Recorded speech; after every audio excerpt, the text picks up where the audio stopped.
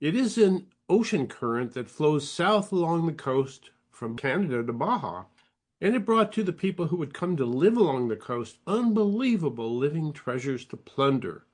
Plunder they did. And so today we pause to ask, do you think we can learn how to preserve the fish in our sea? Welcome to the award-winning Food Chain Radio Show with your host, Michael Olson. And now get ready for 1 hour of What's Eating What Radio. Well, hello out there. You are tuned into the 1425th edition of the Food Chain Radio podcast. Or hey, perhaps you're among our friends down there in Townsville who are tuned in as we stream along on the Food Chain page at metrofarm.com. Well, whoever you are and wherever you are, I am Michael Olson, your host for this hour of What's Eating What. Folks, we went fishing a few days ago. Though we did not catch a fish, we did catch an incredible experience. Early in the morning, we motored out of Moss Landing Harbor into the Monterey Bay and headed for the SoCal Hole, which is an offshoot of the Monterey Bay Marine Canyon, and it's locally famous as a salmon fishery. The water was very still that morning, with little sign of life, which is very unusual for this body of water. We trolled for 3 hours with all the various baits in the box, with not a single bite. Oh well, they do call it fishing, not catching. On our way back to the harbor, we spotted some whale watching boats off towards Monterey. Our captain remarked, "I wonder if they are on a blue whale. I have always wanted to see a blue whale. Let's go see." And so we went to see. No whales. But we did find ourselves in the middle of a huge pod of orcas.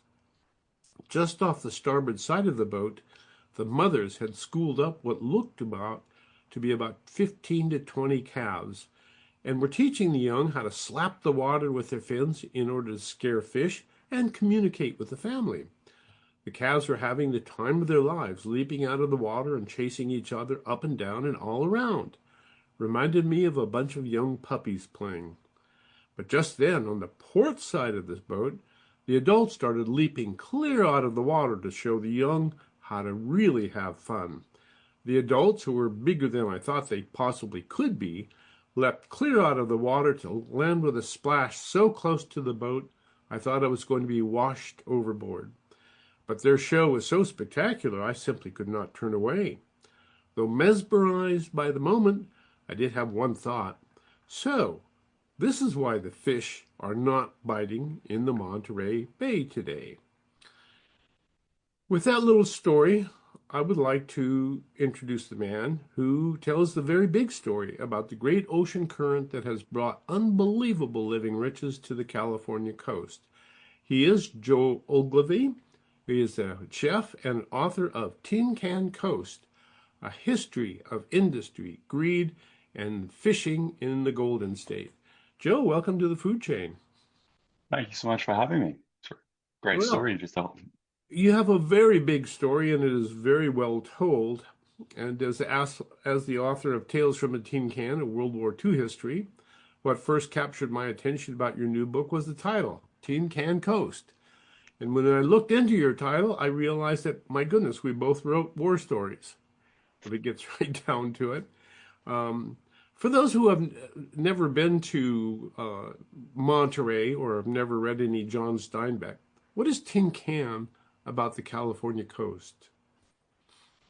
So it's kind of um, there's really the title is kind of about this.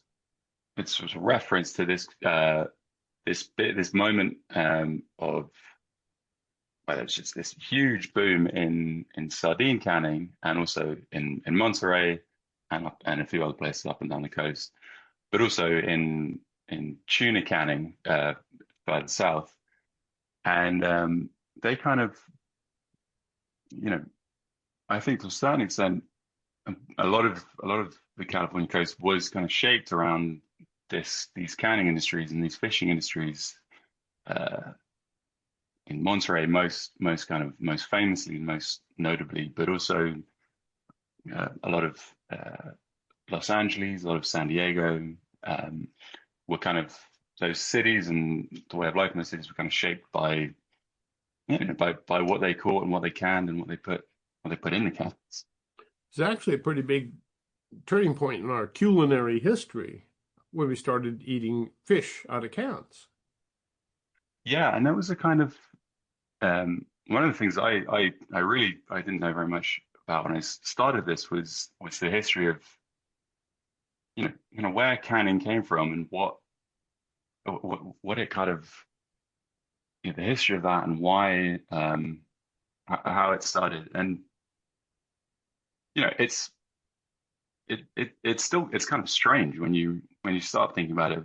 This idea of eating a sardine or eating cooked tuna out of it's been in a metal canister for a year or 2 years or whatever. And one of the things I kind of when I was looking at and I was finding out a lot about was this the way that canning moved from being kind of high tech, it was kind of food of the future is what they took on the polar expeditions, and it kind of moved over time to being, well, in America, to being a kind of mass, much more of a kind of mass market for the mass market consumer, particularly after the Civil War, when people would send, you'd send care package, tinned fish or tinned foods were a great care package to send someone fighting in the Civil War. And I think the canning kind of becomes this way of capturing the abundance of, particularly California, kind of capturing this kind of huge natural abundance that's swimming around in the oceans or indeed in the fruit orchards kind of onshore, capturing the abundance and then finding a way to get it to the people in the cities that need it. Yeah, sell it and make money with it too. And sell it and make money. Well, do you remember the moment you really decided that this story had to be told? If it was relating to the fact that you're a chef as well as a writer? Yeah, I guess there's kind of two. There's these two. There's kind of two moments. The first was, and the one that kind of provided the kind of emotional backdrop to it, I guess, is being in a restaurant, being in the kind of basement prep kitchen of a restaurant it was actually in London at the time, and part of my job was basically cleaning and prepping fish, and we'd get 30 pounds of sardines, and about 15 pounds of squid, mackerel, John Dory, all kinds coming in. And I had to clean them, I had to gut them, scale them, all of that. And after I'd done, I don't know, half a ton of these fish, I started thinking kind of, where are they all coming from? I'm doing this in one restaurant. There's 100 restaurants in London doing this. There's 100 restaurant, 100 cities around the world doing this. Kind of what's going on with this? Where are they all coming from? What's happening? And so that Why was the California? That was kind of thing. At that point, I'm thinking about kind of fish and where that's coming from. And then a little bit later than that, I was reading a book about the history of fertilizer, and kind of I was reading, but yeah, this book about the history of fertilizer and how that kind of, that how that shift in agriculture came around. And just in a kind of brief aside, they mentioned that in California they used to catch sardines and grind them up and use that as fertilizer before they invented synthetic nitrogen. Yeah. nitrogen. And that kind of, that there's something that's a weird thought. It's a very strange thought to be taking this fish that's, great to eat, and then kind of breaking it down, grinding it up, spreading on the fields, and also kind of elaborate. And then it was also kind of chimed with, I'd always loved Cannery Row. It was a very important book to me growing up. And so, this suddenly reading this moment of everyone um, catching sardines and grinding them up, kind of recast what I thought, what I had known about Cannery Row. Suddenly what had been a sort of kind of fun, jolly story about the kind of Sure. noble philosophers and And the hijinks interesting on thing, Monterey. the interesting thing, Joe, is that you thought of this, and California writers didn't think of it writing this book, which is interesting to me. Hmm. We're here looking at it, we didn't see it, and you're in London, not looking at it, but you did see it.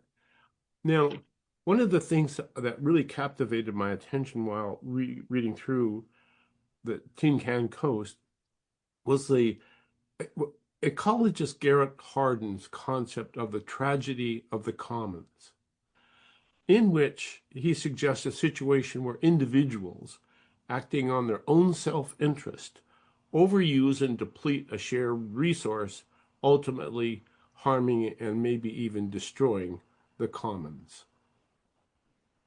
Does that ring true with what you saw as the history of fishing and the California coast? I think I think I think there were. I mean, the sort of short answer is yes, but there is also, and I think there are there are definitely examples of it in the book. But I think one of the things that I was quite interested by, quite heartened by, was this idea that there were also, you also kind of come across uh, counter examples where there were people who did manage to conserve their commons. I mean, the famous thing with the the tragedy of the commons is that in Britain those commons lasted for 500 years, and similarly in California there were groups and there were communities, particularly the Chumash who kind of, uh, and I think they all kind of, yeah, it's very great, heartening to see counterexamples Good. of Well, to that that's tragedy. certainly something we want to hear as we go along. Um, and you did populate your book with several very good examples of that. So, ladies and gentlemen, today we're taking a very interesting look at the Tin Can Coast by virtue of the book, The Tin Can Coast by Joseph Oglivy. And it is a look at the California coast and the riches that were brought to this coast, complements of the California current.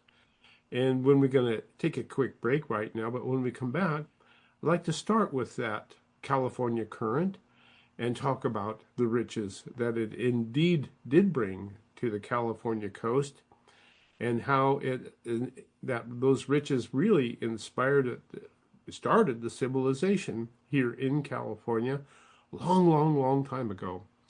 So this is the Food Chain Radio program. Michael Olson. Today we're talking the Tin Can Coast of California. Didn't know you had one? It does. So please do stay tuned. We will be right back.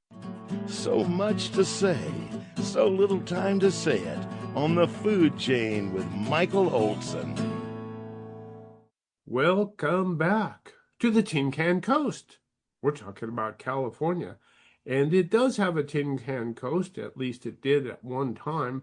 Not so much anymore, but it was a very rich history and made famous in part by John Steinbeck, Cannery Row.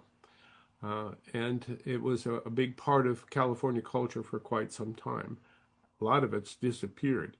But let's go back to the California current and talk about that incredible flow of water that brought California and the West Coast such an incredible abundance of living treasures. Joe Oglivy, California current. Yeah, so the California current is it's this kind of this big, it's like 1900 miles, kind of flowing from around Vancouver Island all the way down to about halfway down Baja, California, and then about there it takes a kind of turn and uh, turns. So it flows south down there, and then it takes a turn and starts flowing west. Is this part And of the Northern Pacific Gyre? Which, exactly, it's the yeah. kind of eastern boundary of the Northern Pacific Gyre. It's um, so if you imagine that as a kind of big clockwise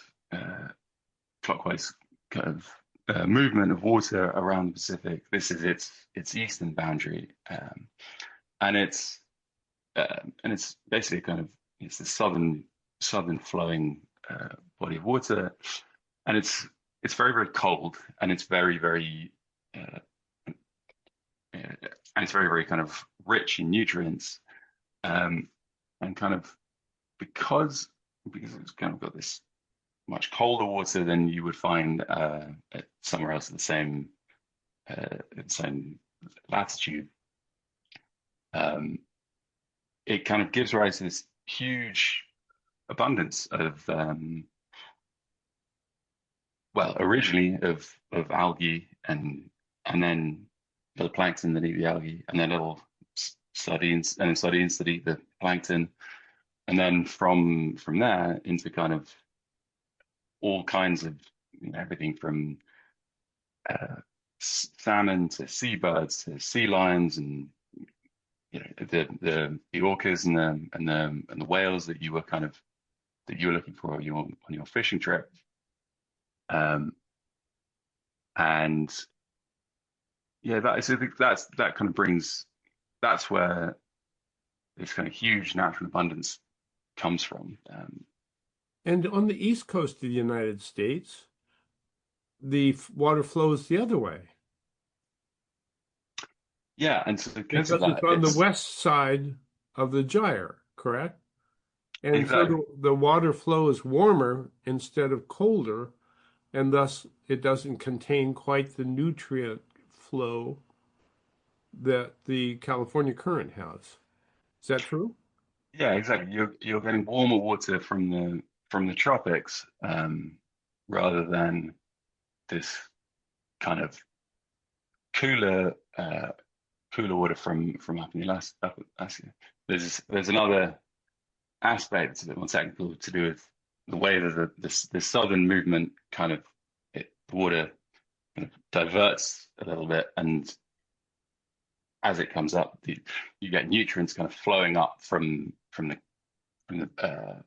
from the seabed, and that kind of brings even more even more richness uh, to Hmm. the current. So, with respect to the west coast of the United States, we're blessed by that California current as it brings cold water, cold, nutrient-rich water to the coast, and thus spawns an incredible amount of life because the food chain is complete and everybody's eating and everybody's happy. Big fish eating little fish, uh, Exactly. as it were. And so, kind of take us along the Pacific coast and tell us a little bit about the sea life that predominates and has been made use of. For example, up in Pacific Northwest, it rains a lot, and so you have a lot of salmon in that neck of the woods, right? So you get these big salmon runs coming in because of that. Kind of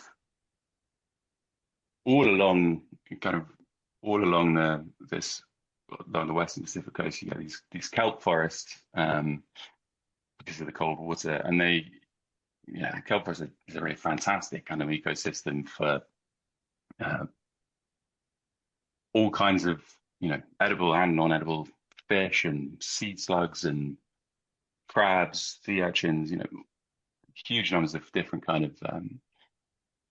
different animals, and abalone, which is one of the things that I kind of focused on quite a lot. Yes, you do. You also Uh, make mention of the Kelp Highway. yeah, so the Kelp Highway, I think, is one of the things that really kind of blew my mind when I found out about it. Kelp highway is a kind of is this if you can imagine if you imagine there's an arc, an arc from sort of roughly northern Japan going up around Siberia all the way sort of down Alaska, down the Pacific Northwest and into California. They've all got these same they've got very similar kelp forests. And one of the kind of that are very full of food, very full of kind of resources that one can one could make a life from.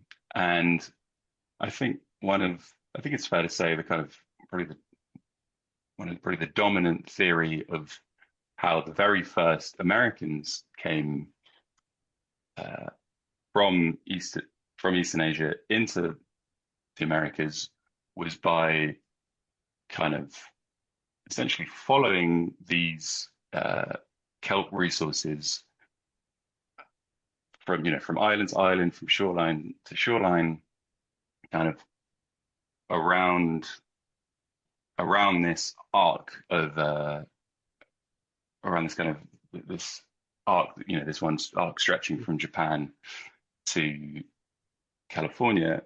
And because, they're similar kelp forest, they're similar ecosystems, they didn't have to Relearn. they didn't have to relearn, they didn't have to come up with new technologies and new ways of living, new systems of life. And so that I think a lot of architects have kind of come to the conclusion that that's actually a much more likely way that people came into Americas in the very first place. They were following the fishing. Mm-hmm. And another story to introduce the life on the coast that I found very interesting, of course, was your treatment of the sea otters and how the sea otters brought people essentially along the same kelp highway, along the Aleutian Islands, or from Siberia, along the Aleutian Islands and down the coast. Yeah, so there were these in this kind of strange, I guess, a sort of perverse recreation of the kelp highway. The same kind of arc is followed by Russian fur hunters, fur trappers, who were basically in search of sea otter fur, very very soft, quite amazing. It's got an amazing aesthetic, and so they pretty much followed this same kelp highway all the way into California in the I think they reached California in 1813, and they were pretty they first kind of crossed the Bering Sea in 1760s or so. The interesting thing about the hunt for the sea otter, and we should make mention of the fact that what made the sea otter coat so attractive to the fur trade was the incredible warmth of the pelt itself. It was said in your book that there are up to 1 million hair follicles per square inch. Oh, we're talking about the sea otters, and the reason they were so valuable in the fur trade is that their hides had an incredible density to the hair structure. You said up to 1 million hair follicles per square inch or something like that. Okay, we're talking about the incredible effort it took to go from Russia all the way to California to hunt sea otters. And what happened as a consequence of that? Joe Oglivy, why were the sea otters so valued in the fur trade? The short answer is that the Chinese imperial court, which was kind of had kind of developed this interest in in sea otter fur as a way of kind of trimming the dragon robes, the kind of ceremonial robes they wore for courtly life. And the Chinese, the Chinese imperial court, they were interested in them, and then European and Russian traders were very interested in the goods that the Chinese court could supply. I guess it was, and so they were they were taking these furs, taking them to China, swapping them for things like tea, china, porcelain, that kind of silk, very often, and then shipping that back to Europe or to Russia.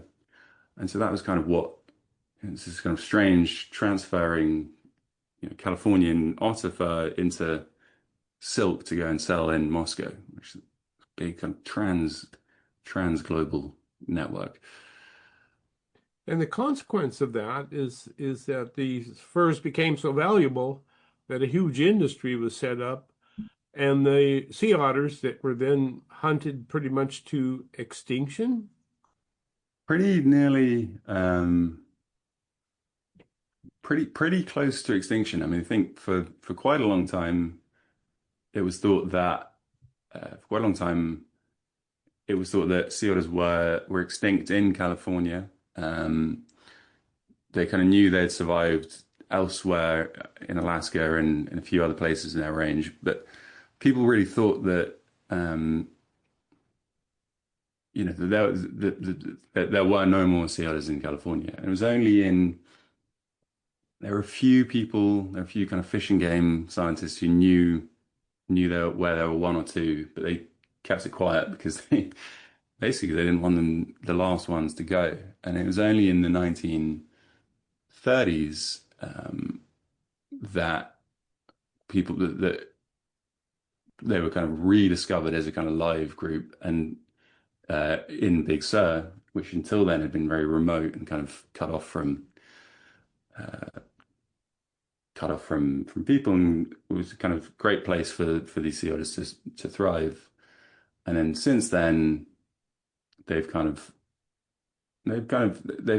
back, and within quite a narrow bit of range, they're kind of they're thriving, and I think they're quite abundant within the section. Yeah, one was seen to be attacking surfers in Santa Cruz, so that was a pretty good indication that they're on the way That's a back. good sign. But your story of what happened in the trade for sea otters was really it was a good parallel to what happened to the bison on the Great Plains. And they were just hunted down for the robes and skinned and left to rot in the sun. And pretty much the same thing happened to the otters. And yet we have figured out ways of watching over them, so they're now repopulating. And they have a lot to do with the kelp highway too, don't they? The otters themselves. Yeah, and I think one of the things that we didn't know at the time, but we've kind of has really come across, is that otters are kind of, in a way, they're the kind of architects of the kelp forest, particularly in more northern waters, because the otters they've got a huge appetite for shellfish and for abalone and for sea urchins in particular, and when they, basically if you leave sea urchins unchecked, they'll kind of graze off all the kelp, and after a certain time, you'll be left with what's called an urchin barren, where there's nothing there but urchins. The kelp's all been grazed off.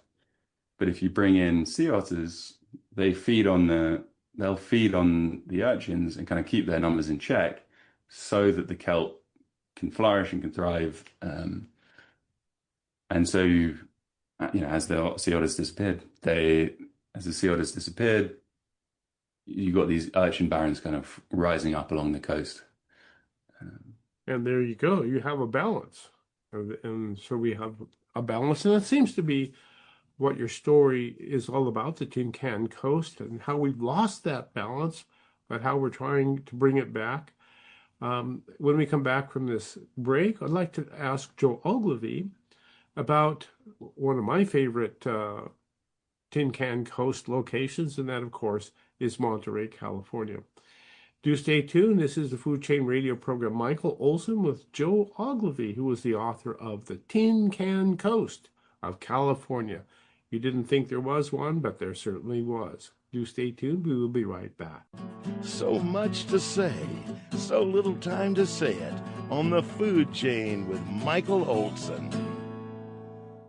Well, many of us have read, and the rest of us should, John Steinbeck's account of Cannery Row. What a wonderful story. And it is a wonderful place. And even to this day, Cannery Row has become one of the nation's premier, or at least West Coast premier tourist locations. It even houses the Monterey Bay Marine facility, the institute, as well as the Monterey Aquarium, which is probably world-class aquarium. And when it gets right down to it, the Monterey Bay area, the Monterey Bay itself, is quite a marine sanctuary. So take us back to those days, Joe Oglivy, of Cannery Row and John Steinbeck. Yeah, so the kind of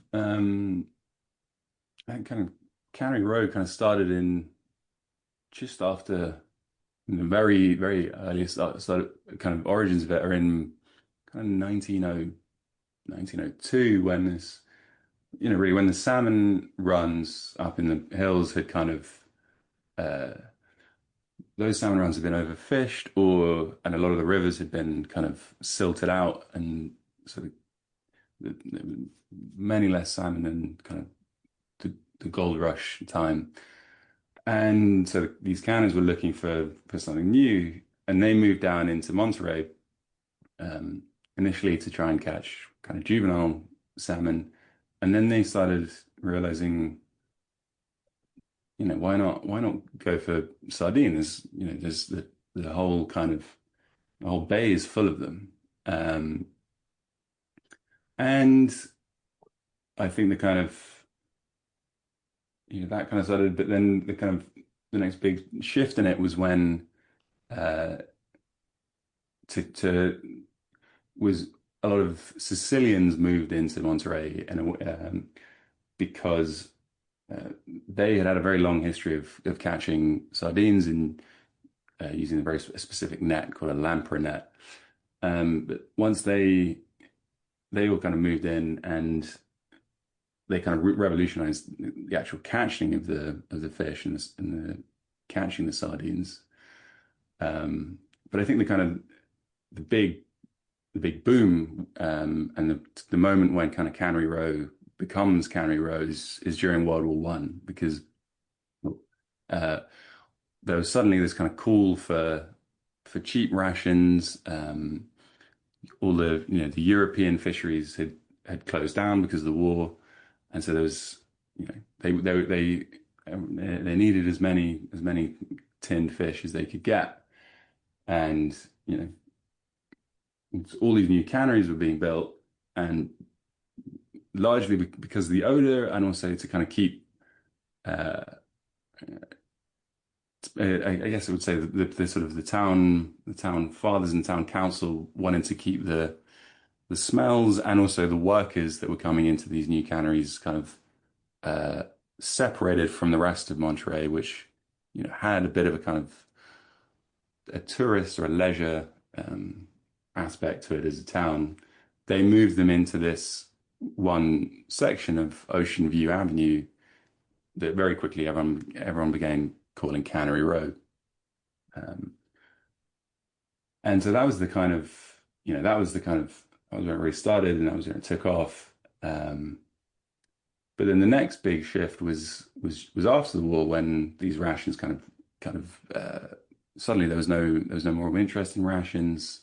The European fisheries were back online, and they began what's called reduction, and that's kind of when you take a whole fish, we take fish waste, and you you press the oil out of it, you grind it up, you bake it, and kind of grind that up again, and eventually you're left with fish meal and fish oil. And there was much, you know, you can use fish oil for all kinds of things. You can use it for making soap, making paint, making newspaper ink. And fish meal is very good fertilizer, but it's also very good chicken feed for the kind of battery farm chickens that were becoming a part of California's agriculture at that time. And I think that's the kind of big shift in County Rose. Suddenly, you're catching these fish, catching what had just been used for tin sardines, and kind of turning them into commodities, or turning them into kind of raw materials for, for the kind of for an industrial society. How long did they last? Once they started reduction, that was in probably 1918, and they lasted until 1945. 1945, which was the last kind of good year for the sardine industry in Monterey. And it was also the year that Steinbeck released Cannery Row. So he's kind of ended up accidentally writing a kind of eulogy for the industry, and almost for Monterey as a fishing town. So much of your book deals with the plunder, I guess, of natural resources, just like the sardine, just like the sea otter, just like everything that had a commercial value when it gets right down to it, was plundered almost to extinction. But you point out the fact that maybe we'll learn how to preserve the fish in our sea if we develop some good conservation practices.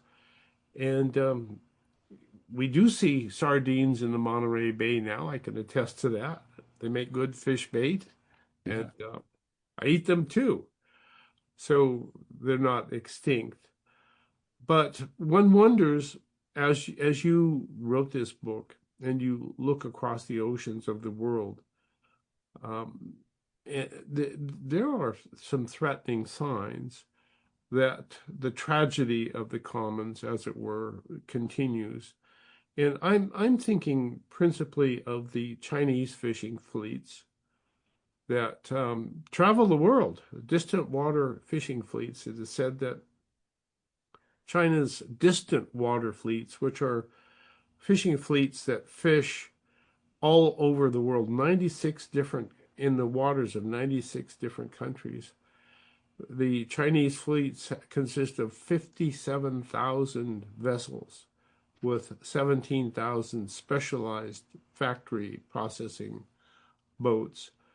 And China now catches somewhere between 25 and 50% of the world's catch in fishes.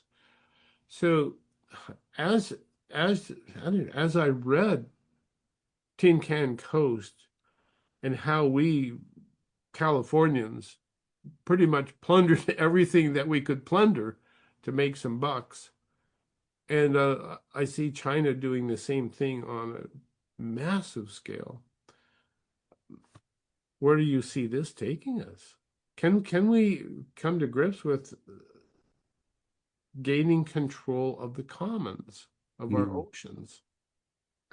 I think in recent years, California's done quite a good job of trying to protect these kind of commons, trying to get these trying to protect its waters. And I think actually in a lot of ways California's in a better place than a lot of nations, or a lot of states, well, perhaps nations rather than states. But I think, as you say, there's the huge problem of the shadow fleets of Chinese fishing in international waters, and kind of pirate fishing in other countries' waters. and I think the other aspect that is becoming very difficult is the warming ocean, and the acidification of the ocean. And I think in a funny way that's a sort of equally Right. difficult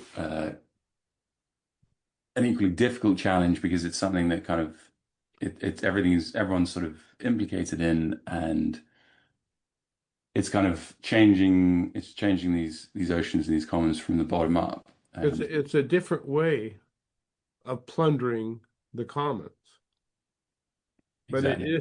it is plundering when you use it up indiscriminately. It's just plunder. You can graze your sheep on the grass and they can eat the grass, and they can also dig up the ground and ruin the ground. So um, we have to figure out some way of coming to grips with the fact that we have to. The good book tells us to take dominion of the birds in the air and the fish in the sea and the animals on the land. But dominion means that we have to take responsibility for them. And the most difficult thing I see with respect to the commons is that they are the commons, and who is going to take responsibility for them? And I think one of the things I was kind of heartened by was when I was doing research was kind of researching and writing this book was the communities and the peoples who had kind of had found a way to kind of to kind of take responsibility for these commons and for these kind of shared resources. People like, well, the Chumash people on the Channel Islands and across the Channel Islands Strait, who for almost kind of 12,000 years had kind of managed to, they didn't they used these resources, and they kind of they depended on them, but at no point did they crash them, because they kind of knew they'd be the ones who paid the price of that. And I think there are other moments, the Chinese abalone fishery, that, for example, they had this kind of, so they kind of came up with kind of ways of kind of taking collective responsibility and coordinating so that they didn't kind of you know, so that they could kind of take responsibility for their actions and kind of share responsibility for their actions and think about the consequences that would happen. And I think one of the very sad things about the Chinese abalone fishery, that was kind of it was kind of closed off by racially targeted conservation laws and the kind of general anti-Chinese feeling on the West Coast. But one of the things that's very sad about that being closed off was that they were kind of feeling their way towards a kind of I don't know, towards a kind of an answer to that question of how do you kind of take responsibility for the And they commons. were engaged in the abalone. And so they were engaged in the abalone fishery, which is abalone, those big sea snails with a